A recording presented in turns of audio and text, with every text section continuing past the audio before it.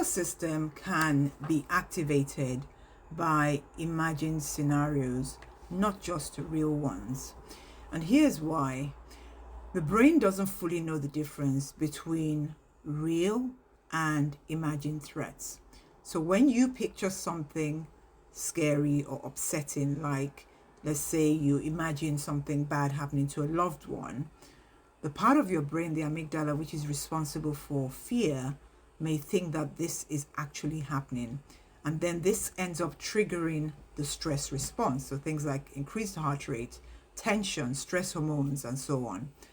Your fight and flight response can be activated even when there's no external danger.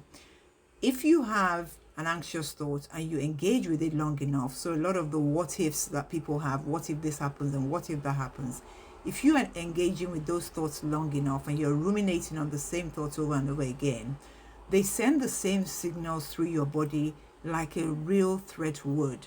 And this is why you can end up feeling scared, panic. You can even have panic attacks, anxious, you can cry and feel exhausted after going through these imagined thoughts, even though they're just thoughts. Nothing has actually happened. But imagining the worst case scenario can literally trigger the stress response as if it's actually happened.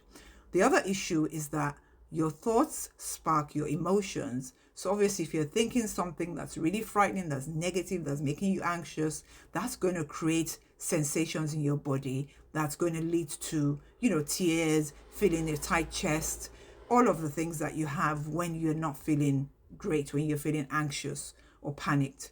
Those sensations, for example, if you're crying, they're feeding back into your brain and they're convincing your brain that there is a real problem here, there is a threat.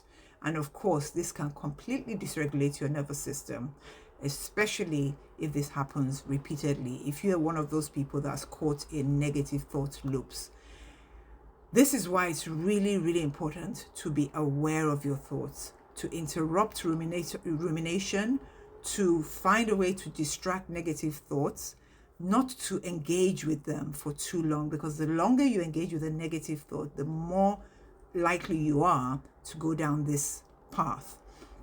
Good news, awareness helps. You can completely stop this, but it starts with being self-aware, interrupting those thoughts. So you need to be aware of what you're thinking.